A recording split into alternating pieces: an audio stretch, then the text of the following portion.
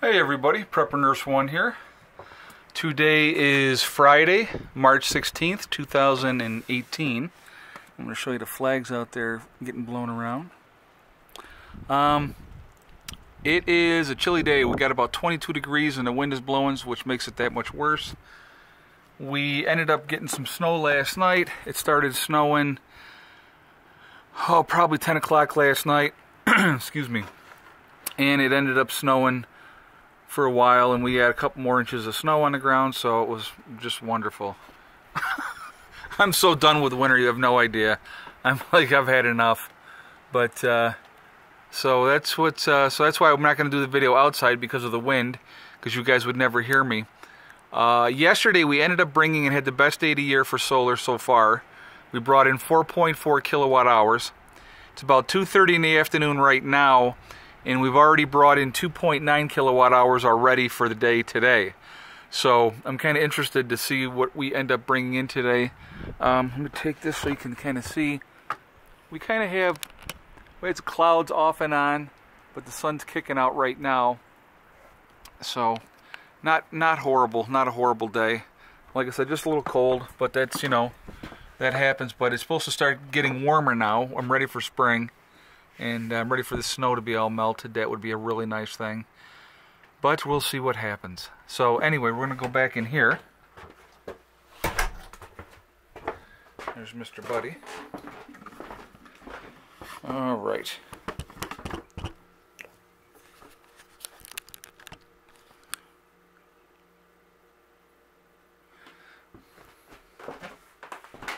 Okay, so I wanted to talk about today one of the things, and somebody actually had brought this up in the comments, so I thought I would share it and share my thoughts on it.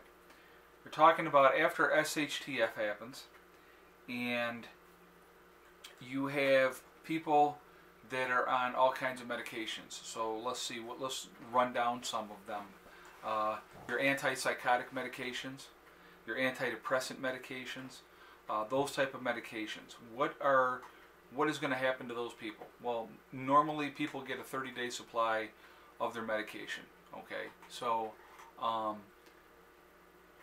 once that runs out, and let's even go with something like an antidepressant. Let's go with that first. We're going to get into the antipsychotics in a little bit, but let's go with an antidepressant.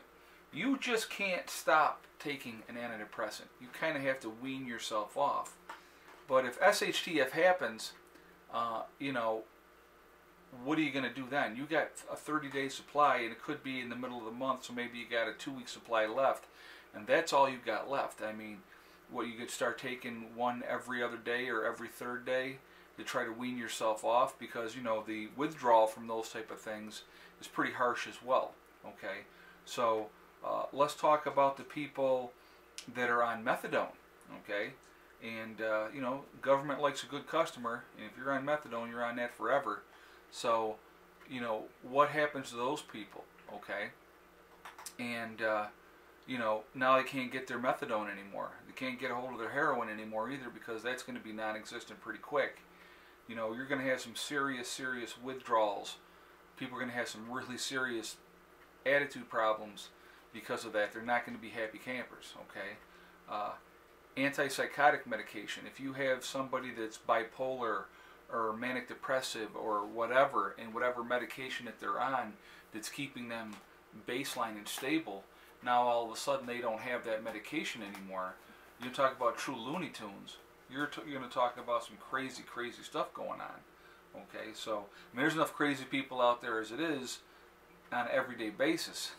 So S.H.T.F would just expound that like unbelievably. It would be horrific, to be honest with you.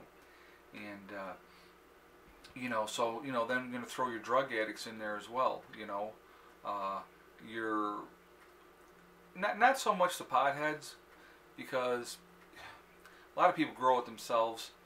You can still get it if you need to get that. I mean, it's, you know, they're still gonna, if you all of a sudden, or you smoke pot every day and now you don't have your pot, it's still going to affect you, okay? But I'm talking more of the, oh, excuse me, I'm talking more of the hardcore drugs. I'm talking about your heroin, your coke, your LSD, your those type of things that people are taking like all the time, and now all of a sudden they don't have those things. There are going to be some very, very, very unhappy people. Your alcoholics. All right, let's talk about them too. Until they can find out who's got the old still working and get their moonshine from that person with a still, if you've ever seen somebody go through the DTs, it's not a pleasant thing to watch. I mean, they very, very, very shaky and uncomfortable, and it's just it's not fun. So, you're going to have beyond the normal stresses of an S.H.T.F situation. Okay, so beyond the normal stresses that are going to be happening after a major event happens. Now you're looking at a lot of very disturbed people that are not getting their medications anymore, that are not getting their coping mechanism, if you will, and combine that with a high level of stress in that situation. It is not going to be a pretty sight, folks. It really, really isn't. And there are, like I said, there are some seriously disturbed people out there. So, I want to hear what your guys' thoughts are on this topic, because it's a very frightening thing to think about. Like I said, we would all be under a tremendous amount of stress anyway in that type of situation. And if you can't deal with everyday reality right now, and you need to be on that antidepressant and all those type of things, how bad do you think it's going to be afterwards? I mean, you're going to have the suicide rate is going to go through the roof, to be honest with you. A lot of people will choose to check out rather than deal with what's going on. I've had a lot of people on here on the channel say they wouldn't want to live in a post-event. And, again, that's easy to say, but the reality is the will to live is so very, very strong. Now, don't get me wrong, there will be plenty of people that will give up, that won't want to deal with it because it's not the normal, everyday thing that they have now, okay? And so, they definitely will, they'll give up. So, those are things to think about too. I mean, who in your family, look in your own family unit.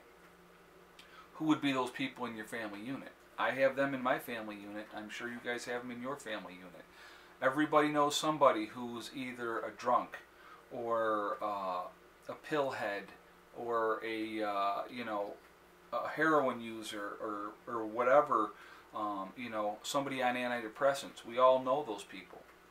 So think about how bad things are going to be once that is exacerbated by an S.H.T.F situation and no medications. So very, very frightening to think about.